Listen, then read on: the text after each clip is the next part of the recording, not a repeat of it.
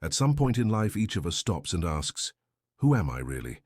It's a quiet question, sometimes whispered in moments of solitude, other times screamed in the midst of crisis.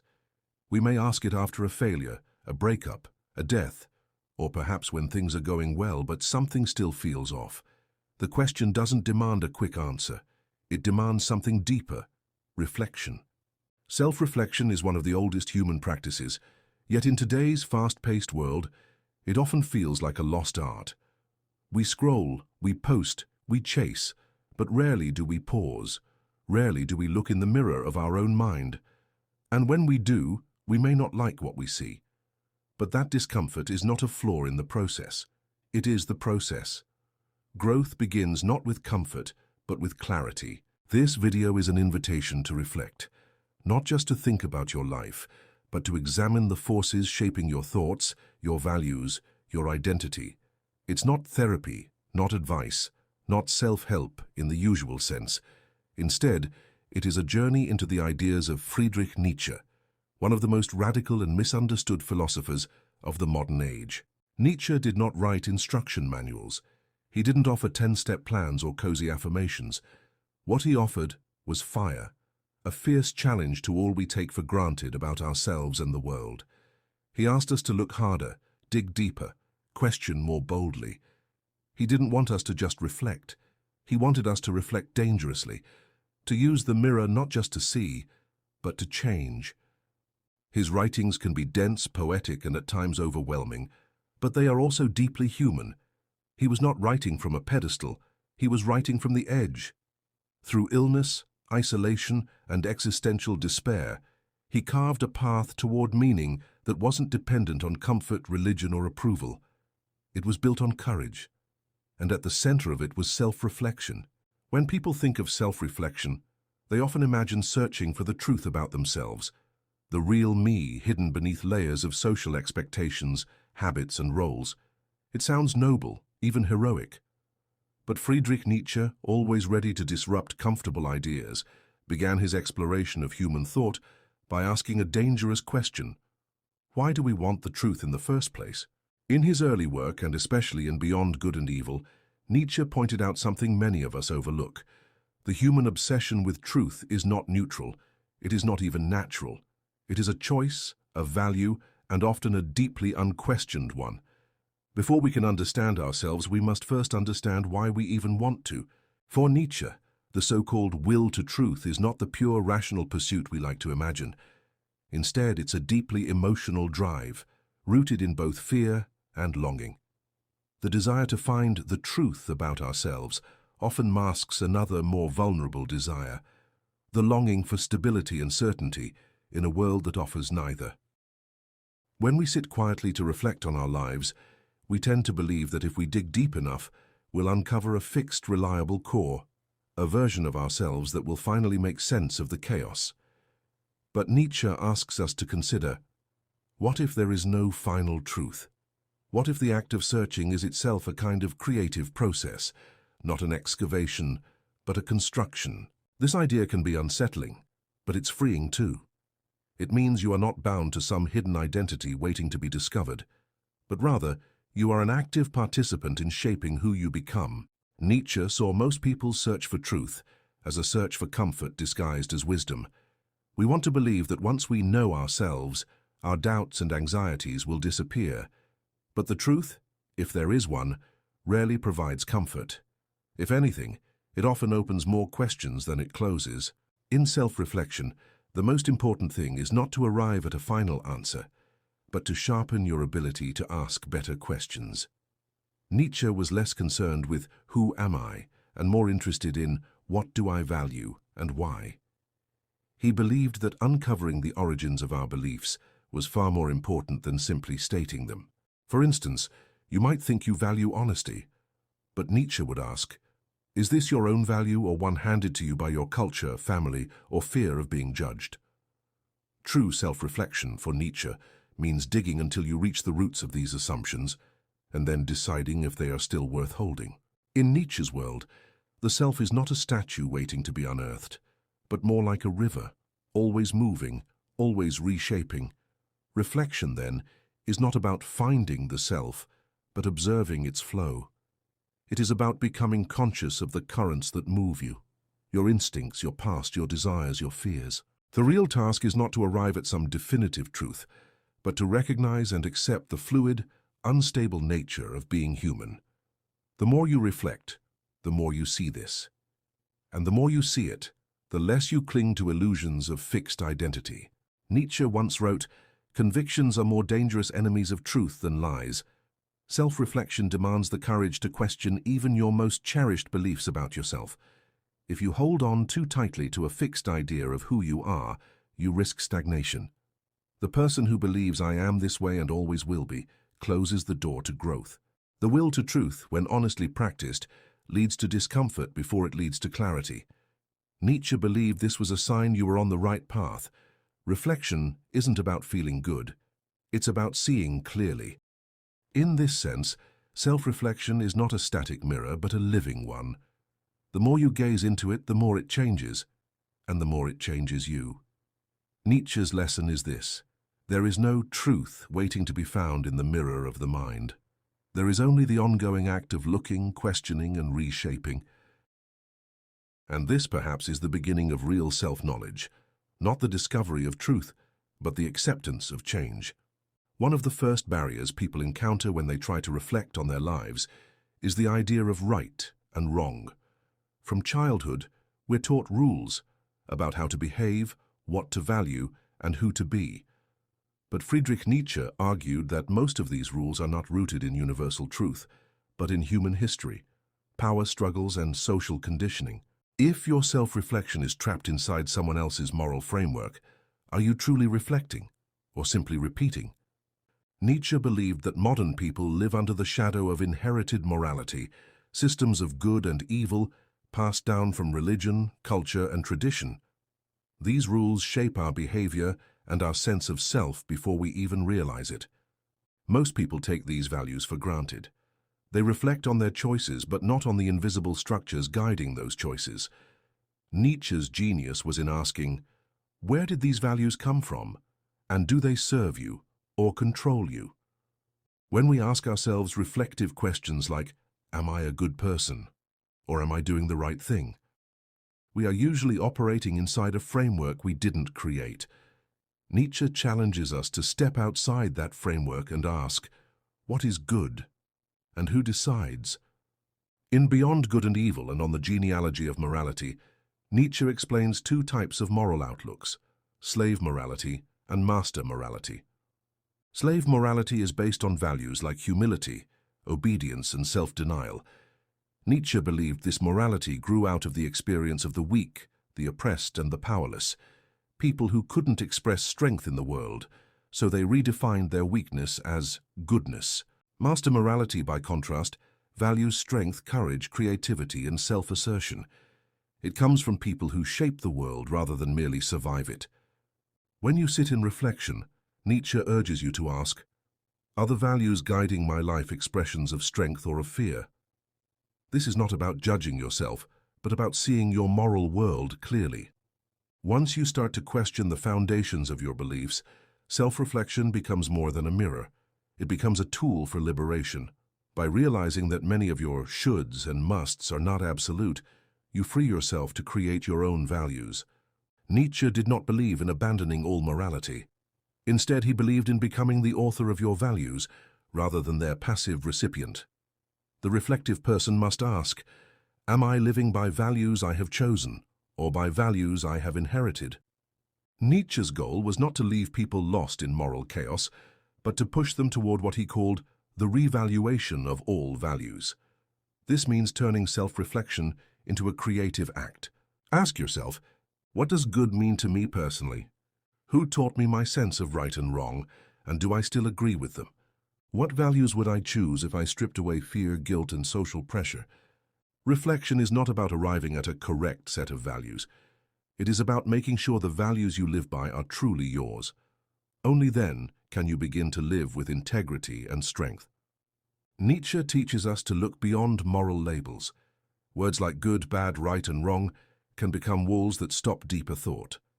Self-reflection involves breaking through these walls and seeing the motivations, power dynamics, and personal fears hidden behind them. This doesn't mean abandoning morality altogether. It means treating morality as something alive, something you refine and reshape as you grow.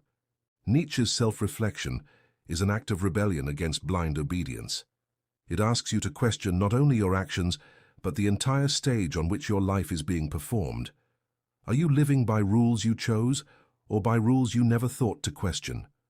The difference between living a reactive life and living an authentic one often comes down to this single act: the courage to question morality itself. Let's be real. Most of us go through life wearing masks.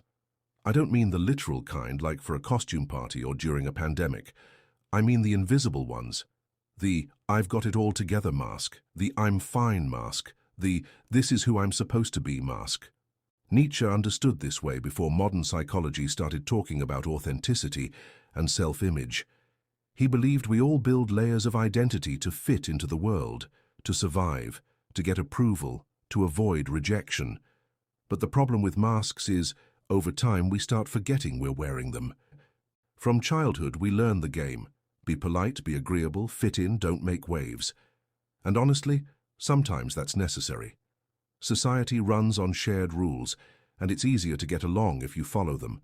But when you spend too much time living behind masks, you start losing track of the real you underneath. Nietzsche saw this as one of the biggest obstacles to self-reflection. You can't be honest with yourself if you don't even know which part of you is authentic and which part is just a performance. So the first step, he suggests, is learning to notice the mask. Here's a simple way to reflect on this. No philosophy degree required. Think about a situation where you acted a certain way, maybe at work, with family, or on social media. Ask yourself, was that really me, or was I playing a role? Be brutally honest but not judgmental. Everyone does this. The point isn't to shame yourself, it's to start noticing. Nietzsche believed noticing these masks is how self-awareness is born. The more you catch yourself in the act of performing, the more freedom you have to choose differently. A lot of modern advice about being authentic sounds like a goal you can reach. Find your true self and boom, you're done. But Nietzsche would laugh at that. He believed the self isn't something you find. It's something you build, piece by piece, moment by moment. So instead of asking, "Am I being authentic?" try asking, "Am I acting out of fear or freedom? Am I trying to impress someone or express myself? Am I living my values or someone else's?" Every honest answer chips away at the mask. One of the biggest lies people believe is that they have to stay consistent. That once you define who you are, you've got to stick to it. Nietzsche didn't buy that. He saw life as constant growth, change, and self-overcoming. Reflection is your way of checking in. Does the person I've been still fit the life I want to live? And if the answer is no, that's okay, that's progress. It's the start of choosing who you want to be, not settling for who you were told to be. Here's the part most self-help books skip. Self-reflection can make you uncomfortable. It might show you habits you need to break, people you've outgrown, or beliefs that don't fit anymore. But Nietzsche would say, good. That discomfort is a sign that you're waking up. The goal isn't to be perfect. The goal is to be honest and to give yourself permission to evolve. Wearing masks isn't always bad. Sometimes it's even necessary. But the key is to wear them consciously, not out of habit or fear. Nietzsche's version of self-reflection helps you spot the difference. Because when you stop living for approval and start living for truth, that's when you start becoming yourself. You've probably heard that old line, "When you gaze long into the abyss gazes also into you." It's one of Nietzsche's most famous quotes, and yeah, it sounds super dramatic. But let's strip away the gothic vibe for a second, because behind those words is one of the realest lessons about self-reflection you'll ever hear. Looking inward isn't always pretty. When you really stop to reflect, and I mean really stop, you're going to run into stuff you'd probably rather avoid. Regrets, fears, insecurities, past mistakes, doubts about the future. Nietzsche called this the abyss. It's the dark, deep part of yourself you can't dress up or sugarcoat. Let's be honest. Most of us are experts at distraction. Social media, work, TV, food, endless to-do lists. We've got a million ways to avoid sitting quietly with our own thoughts. And it makes sense. When you slow down, the abyss shows up. And the abyss, Well, it doesn't care about being polite. But Nietzsche believed that facing this darkness is part of becoming fully human. It's part of growing beyond surface-level living. If you avoid the abyss, you stay stuck on autopilot. If you face it, you start to understand yourself on a level that most people never even reach. Here's the twist, though. Nietzsche wasn't trying to depress anyone. The abyss isn't just there to swallow you whole. When you reflect deeply, you don't just hear the darkness, you also hear your own voice echo back. And in that echo, you start to figure out who you really are. The scary stuff you find, and your doubts, your fears, your past failures, they don't define you. They're just part of the landscape. Once you stop running from them, you can start moving through them. And that's when real self-reflection turns into self-understanding. Pick a quiet moment, no phone, no music, no multitasking, just you and your thoughts. Ask yourself, what's one thing I've been avoiding thinking about? Sit with it. Don't try to solve it right away, just let it be there. That's it. Sounds simple, but it's tough. The abyss will make you uncomfortable. It's supposed to. The trick is not to flinch. Nietzsche believed that the things we fear looking at, our doubts, our failures, our own weaknesses, are actually our teachers. Avoiding them keeps you stuck. Facing them forces you to grow. Self-reflection isn't about fixing yourself overnight. It's about understanding what's really there.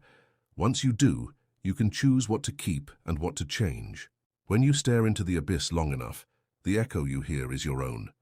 And the more you listen, the more you start to recognize your patterns, your thinking loops, your emotional habits, your mental traps.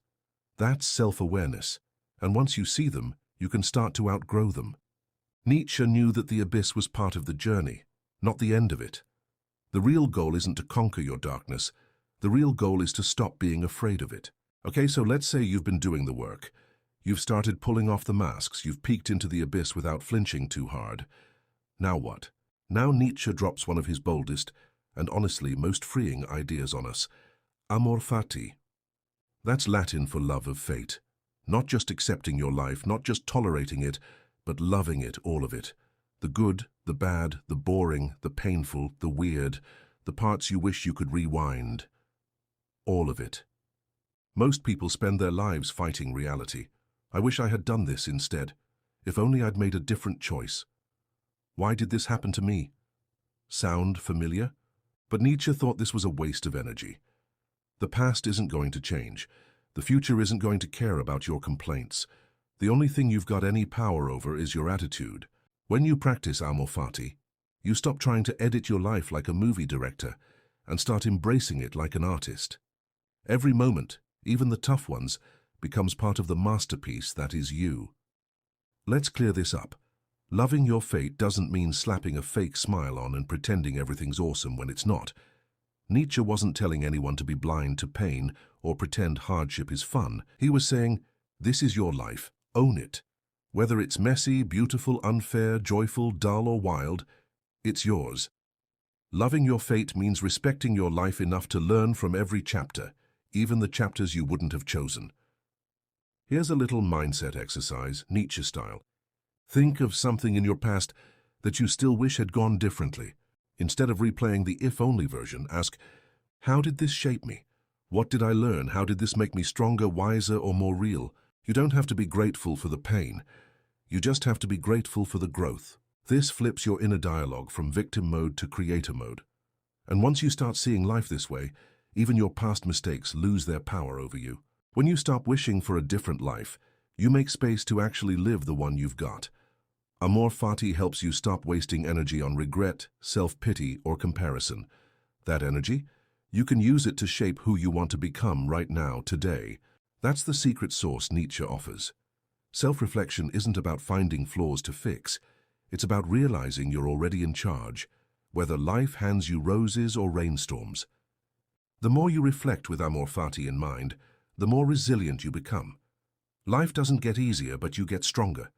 You start seeing every experience as part of your training, not your punishment.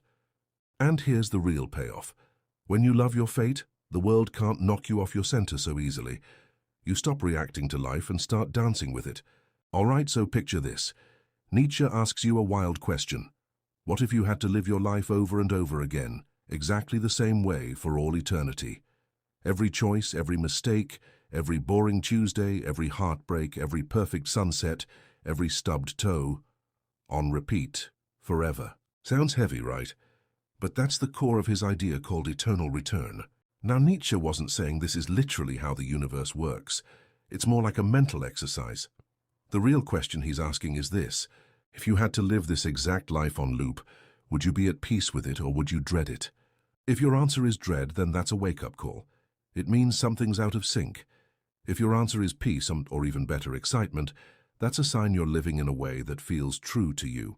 Now, don't get it twisted. Nietzsche wasn't saying your life has to be perfect for you to accept it. He knew life could be rough. People hurt you. Plans fall apart. You screw up. That's part of the deal. But eternal return is about how you respond to that deal. It's about how deeply you embrace life, even when it doesn't go your way.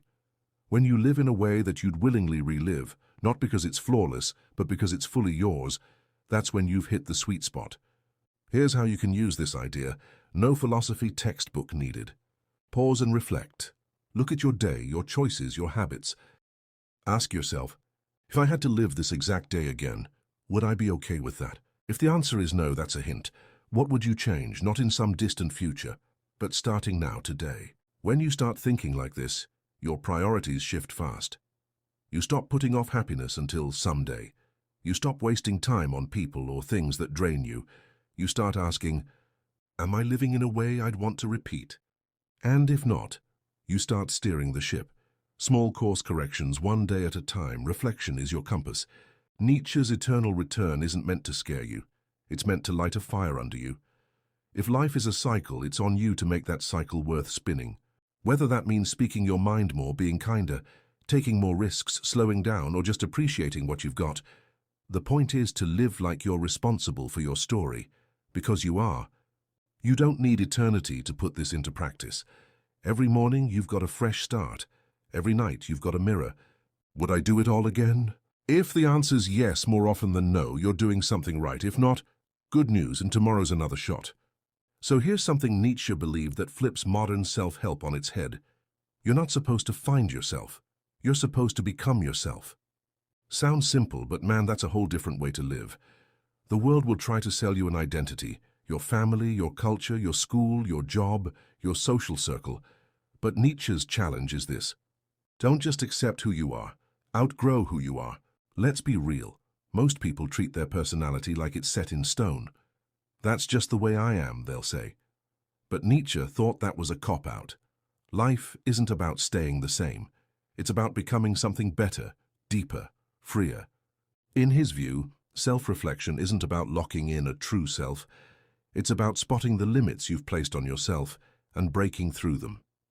Nietzsche used the word Übermensch, often translated as the overman or superman. But forget the cape and tights. What he meant was this: someone who lives beyond their old self, who chooses growth over comfort, who constantly levels up their mind and spirit. And the way to get there isn't through wishful thinking. It's through daily reflection and self-honesty. You spot the parts of yourself that are weak, fearful, stuck, or small-minded, and you work on them, patiently and persistently. Here's an easy exercise you can try. Write down a habit, a belief, or a reaction you've had lately that felt limiting. Ask yourself, is this the best version of me or just the safest version? Imagine how your future self, the wiser, stronger you would handle it. This is self-overcoming in real time. It doesn't have to be dramatic. Small, steady upgrades are the name of the game. One thing Nietzsche taught is that there's no finish line. You don't reach a point where you've arrived as a human being. Growth is a lifetime habit. That's why self-reflection isn't about fixing yourself once and for all. It's about showing up for yourself every day, checking in, making adjustments, and moving forward, even when it's uncomfortable. Most people just follow the crowd, what Nietzsche called the herd. Self-overcoming pulls you out of that. When you reflect honestly and act with intention, you stop living by other people's scripts. You start writing your own. And the more you do that, the more you become who you really are.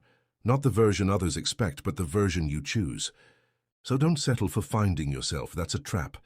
Nietzsche's real advice: create yourself, over and over, as often as it takes. Because life isn't about being done. It's about staying in motion. Let's talk about something most people get backward: strength and vulnerability.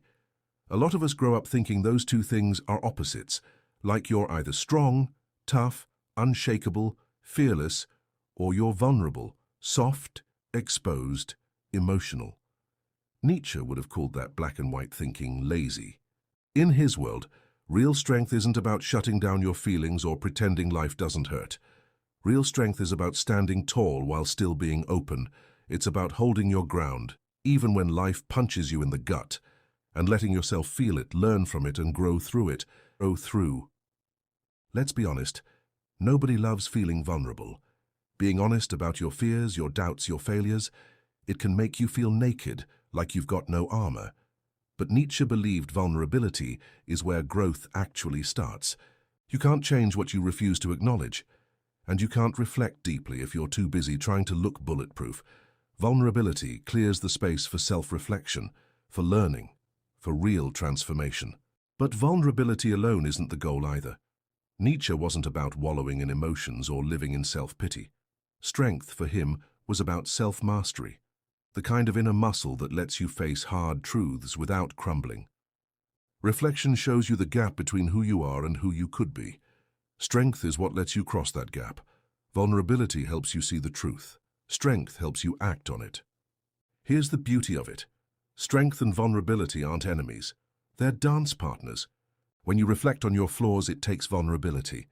When you commit to improving, it takes strength. When life knocks you down, vulnerability lets you admit it hurts. Strength is what gets you back up.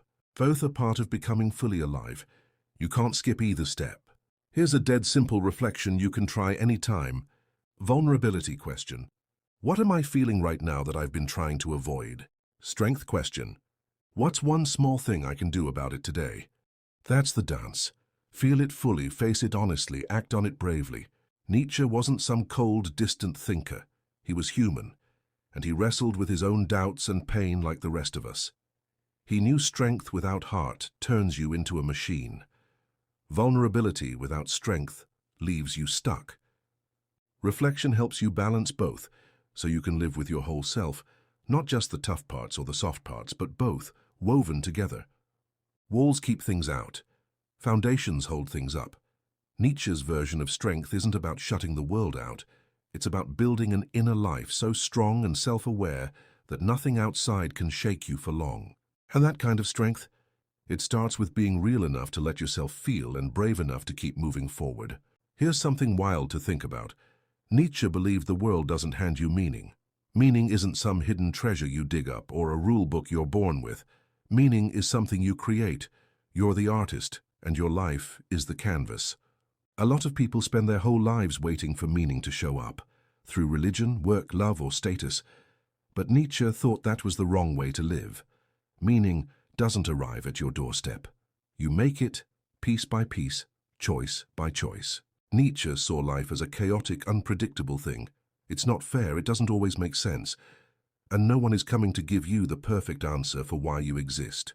Scary, maybe, but also freeing. When you accept that, you stop waiting for some big life purpose to magically land in your lap. You start building it yourself. That's what makes life creative. You shape it. You decide what matters. You give it direction. And just like an artist, you'll mess up. You'll try new things, make bad decisions, hit dead ends. Nietzsche wasn't asking you to be flawless. He was asking you to be bold.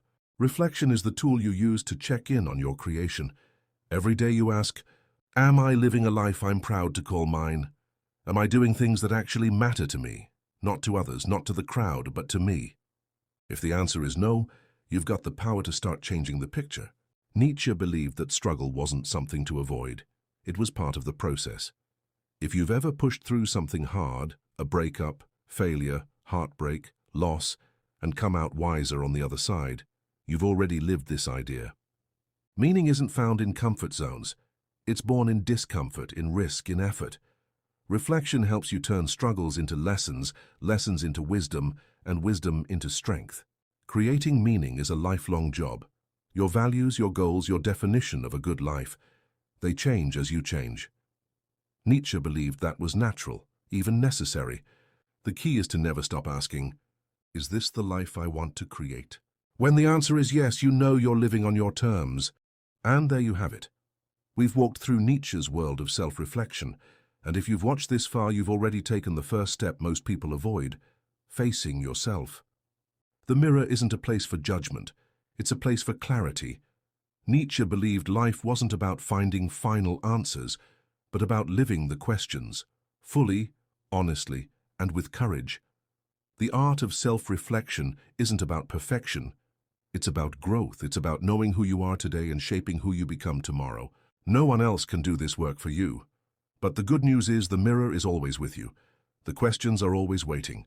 And the journey, as Nietzsche would say, is yours, and yours alone. So go ahead. Keep looking, keep asking, keep becoming.